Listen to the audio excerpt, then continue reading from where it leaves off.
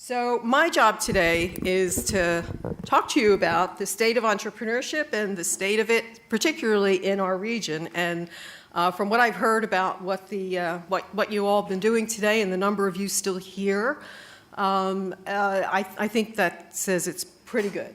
So let's go and take a look at it a little bit more deeply. So the same way that Bob talked about the varying components and pieces that you need to be focusing on to build a successful company, magnify that up. And there are different components and elements that folks who are working to build a region and create a new environment in a region have to focus on. And so I'm going to go through each of those component boxes that you see on the slide.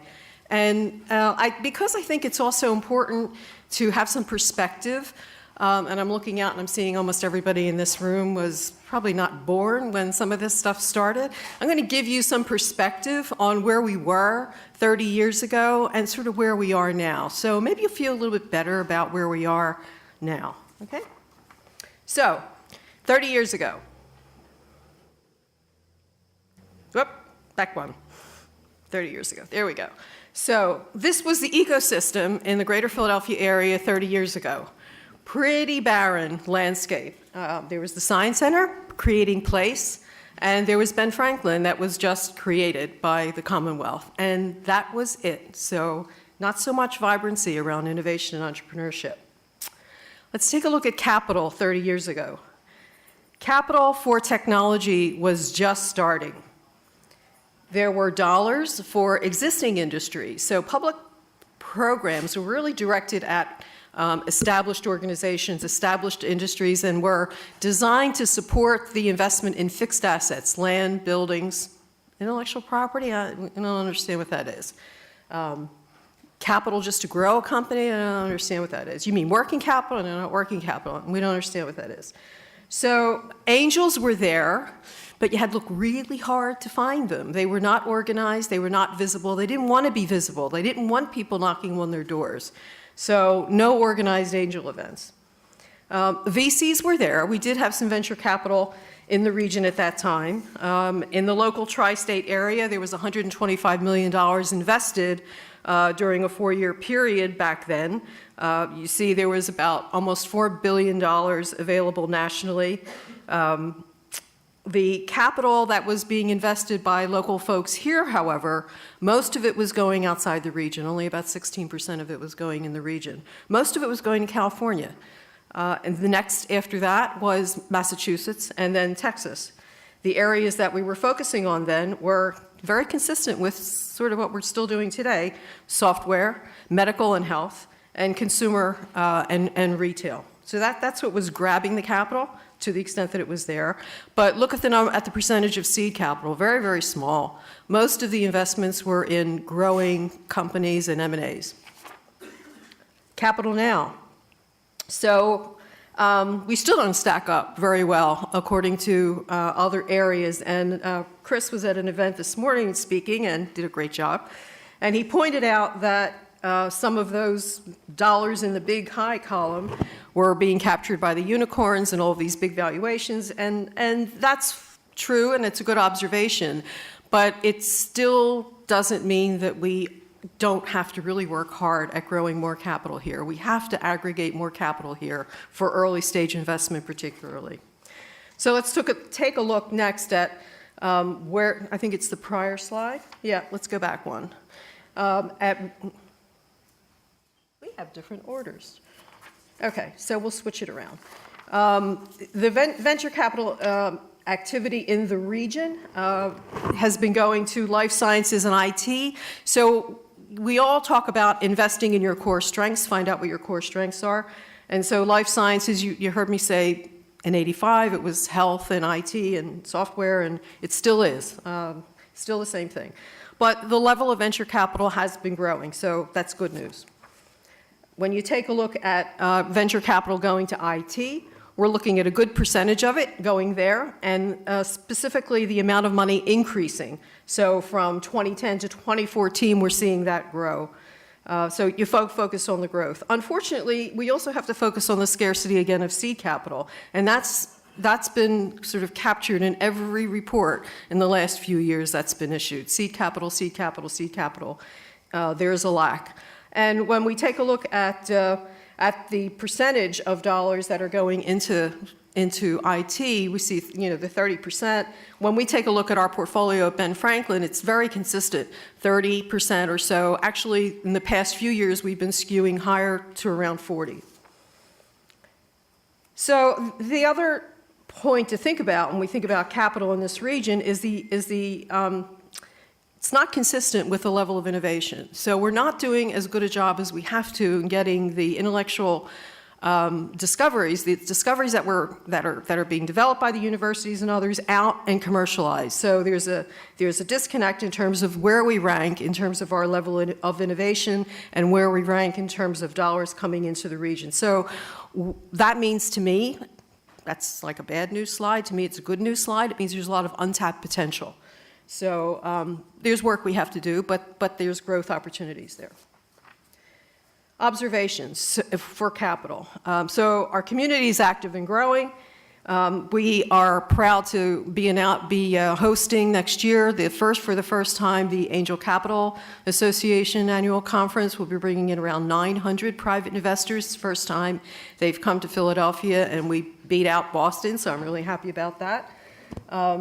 Early stage capital is beginning to coalesce again for really early stage stuff with folks like Rittenhouse, which is a sort of second fund from what used to be called Emerald Stage 2 that we helped to form, and Dream It, you all know, Osage, First Round, others.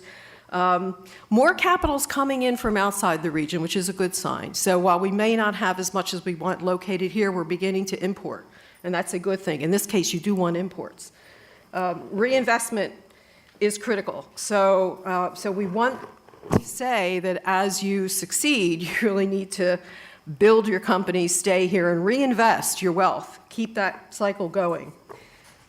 People need to understand what's going on in the capital market in terms of early stage venture capital. You think people do, but they don't. And so it's a constant education to explain to folks what is seed capital, why is it important, why do we need a venture capital community here.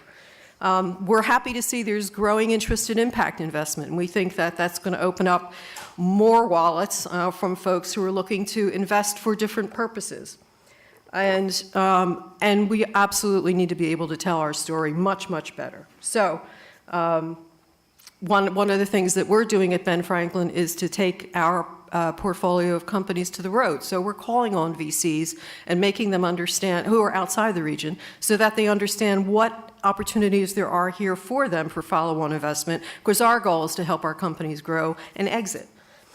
Okay, so the slide's getting a little bit more populated. Let's go to talent.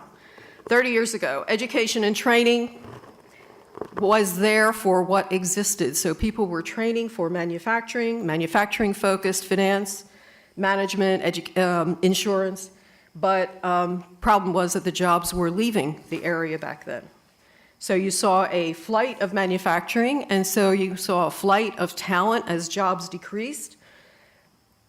The manufacturing activity was going offshore. It wasn't even moving down south. For a while it was moving south. Now it was going out altogether. There were discussions beginning around precision manufacturing. How do we capture that? New economy was not yet a phrase that anybody was talking about. It wasn't a term of art. And workforce programs were in a conundrum. What are they trained for? There was a lot of disruption. People just didn't know which way forward, what was going to happen. And there was very little corporate engagement in terms of figuring out what to train folks for. So you had an urban economy that was really falling apart, and folks were worried about what to do. Bob talked about that death spiral. Well, think about a death spiral for a region. That's kind of what was going on.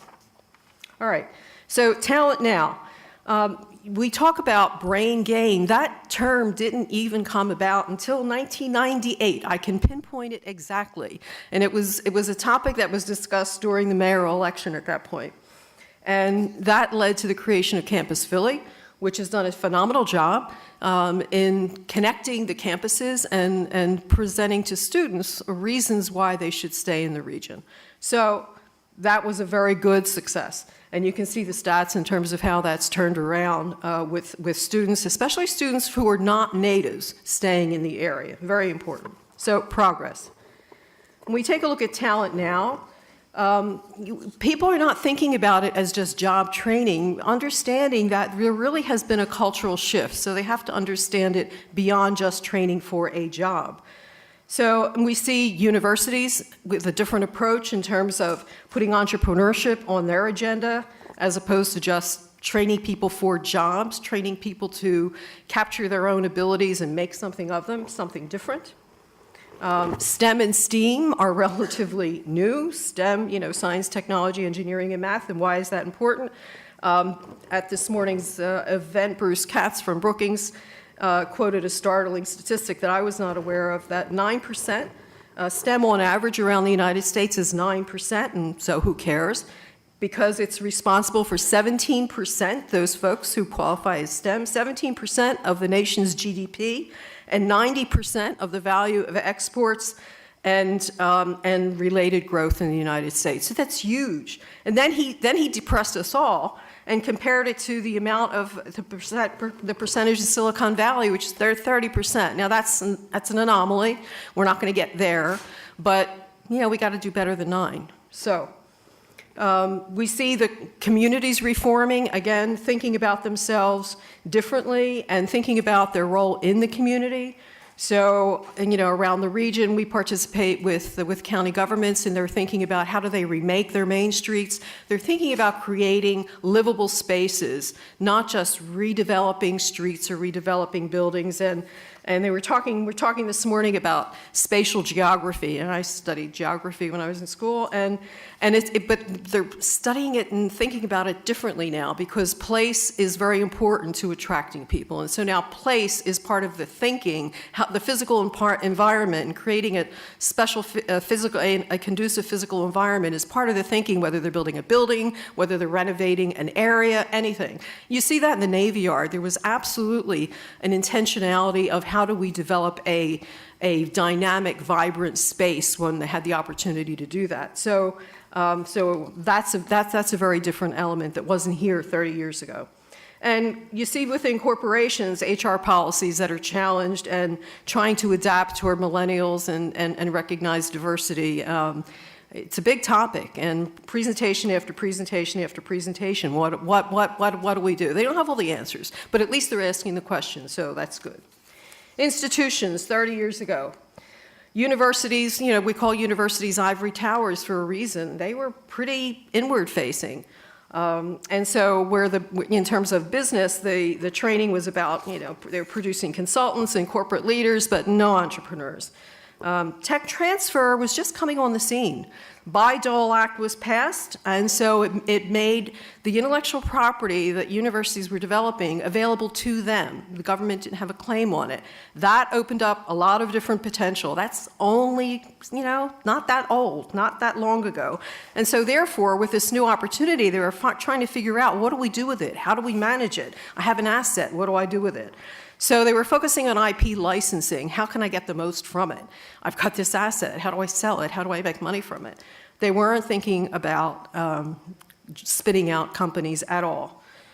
In the incentive structure for professors was, you want to get tenure. You don't get tenure by forming a company. You get tenure by publishing papers and generating research dollars. So the incentive structure wasn't there. Corporate engagement, very, very limited in terms of sponsored research.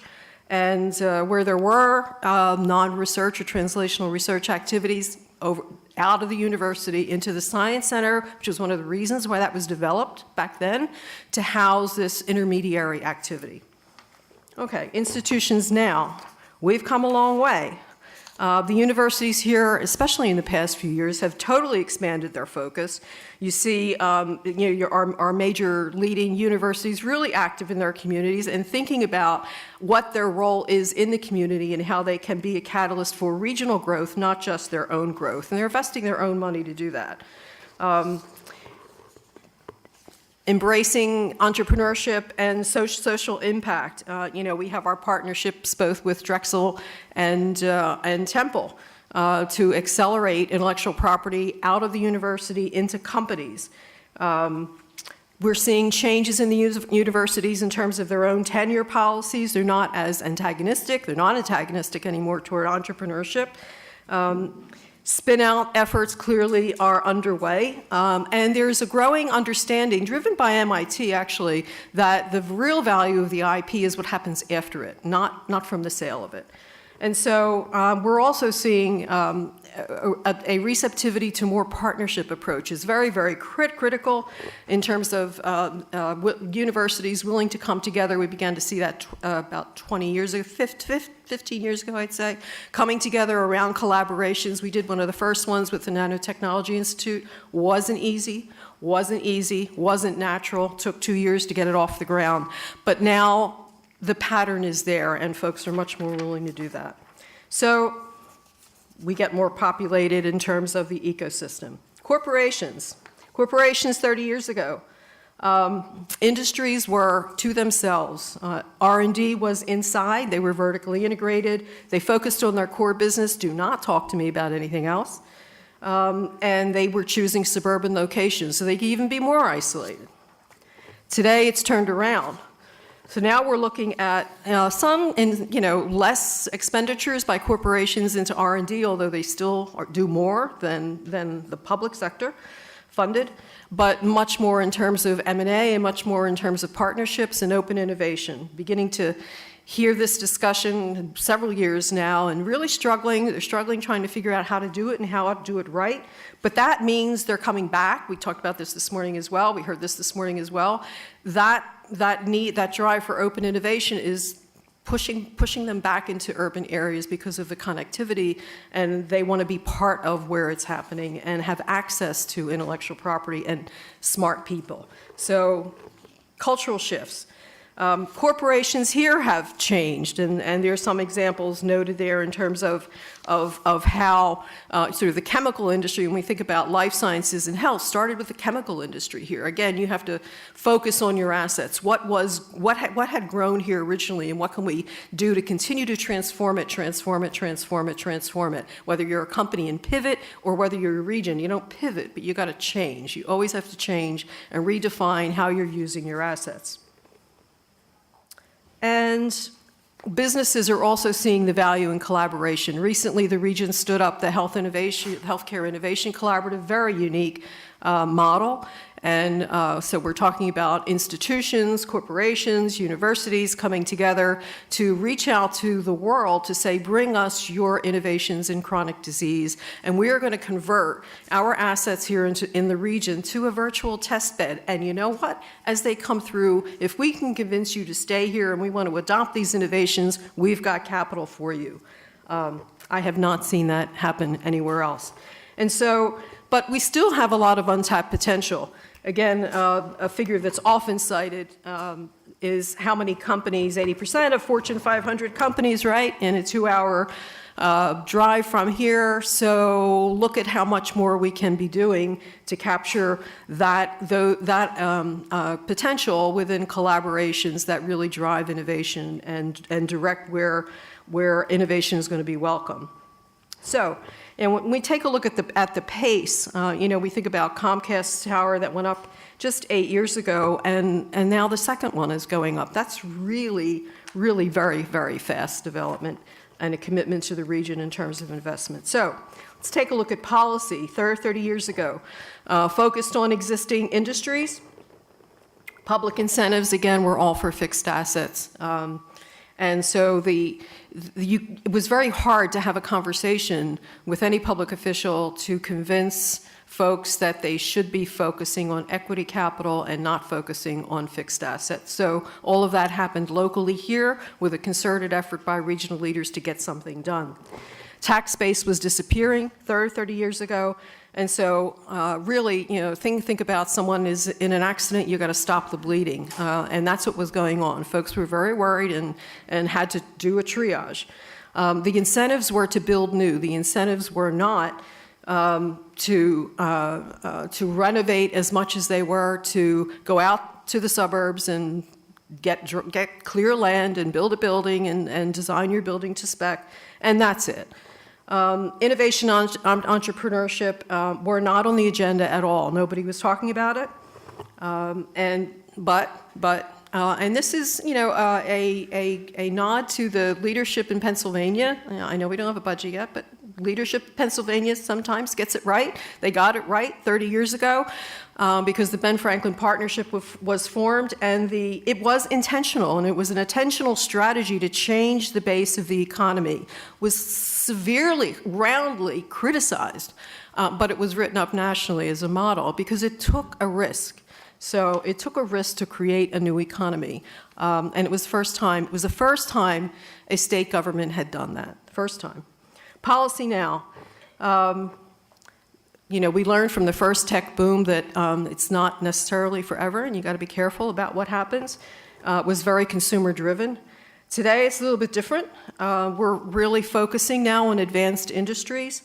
And I love the quote from this morning. So I'm really glad I went to this event this morning because they changed up this presentation much to the chagrin of my marketing people. But anyway, one of the quotes that was made was intersection of Silicon Valley and Detroit, creating sort of the notion of the Internet of Things. So, and I think that's right. So it's a more substantial sort of approach and strategy that folks are taking, and I think that bodes well for our region because we've always developed companies that did something serious as opposed to specious. So I think that's a good thing.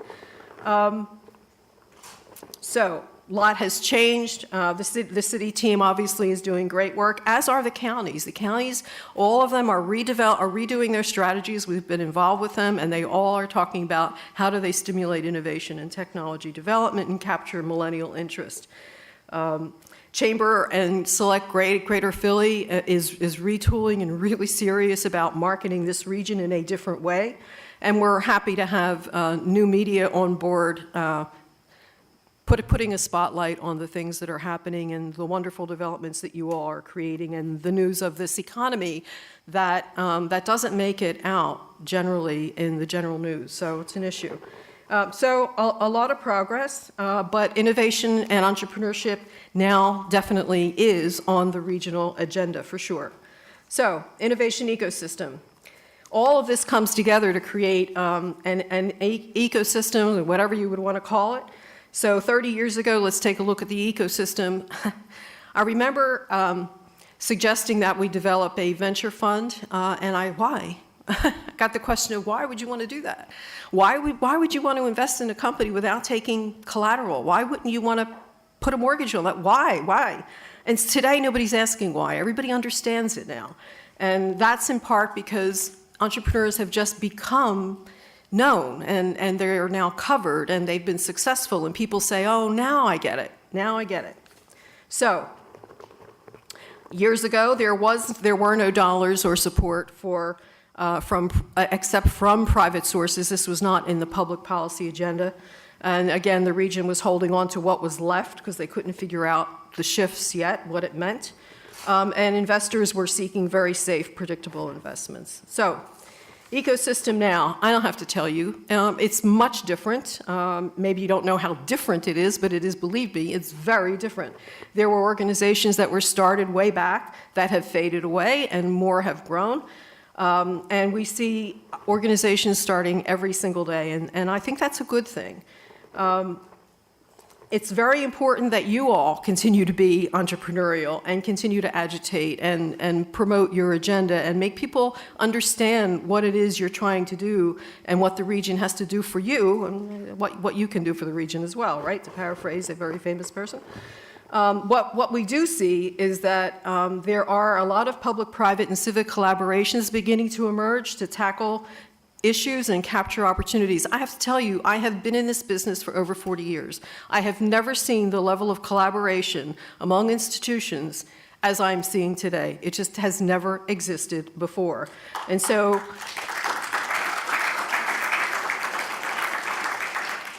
we hear about, the Healthcare Innovation Collaborative is one, but there's also emerging the Greater Philadelphia Global and Trade Investment Alliance, the Impact Economy Alliance. There's a new Resident Alliance that I didn't know about that I, again, heard this morning. So the notion of how to collaborate, people are understanding the need to do that. So that is really, really good because there are lots of assets here, but not any one of them can do it solo. So let's take a look at, let's see where we are. Is there another slide? Did I blow past it? Here we go. All right. Last one, promise. Never a better time to start than now. So, regional shifts, let me just explain or leave you with the understanding that regional shifts take time. They take a lot of time. Think about it as a turnaround rather than a startup if you're thinking about it in company terms.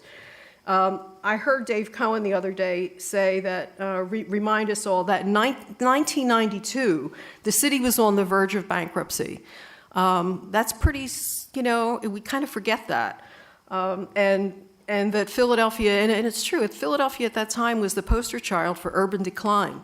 So today, another fact was presented, and the fact was that now San Francisco's Mission Bay wants to be like Philadelphia in a last, leaders visit that went here. I remember going there years ago when they started, and we were in awe. We wanted to be like them. And then a number of us, as we were developing a strategy, said, well, we know we're succeeding if others want to be like us. So I'm really feeling very good about all this, to know that they want to be like us.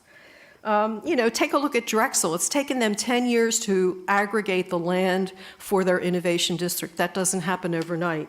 I was involved with the Navy Yard when it bracked, when it was closed down. That was 20 years ago. It took 10 years to get the land out of the hands of the Navy so that it could be developed to the place that it is now, attracting tons of investment and corporate interest. So it takes time. Have some patience, have the long view.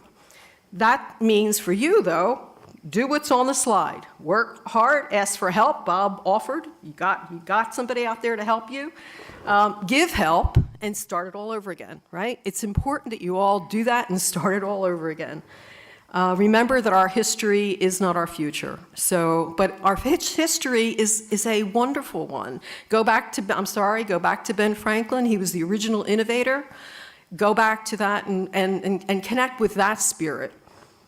Tell the story. We do not tell our story enough or well.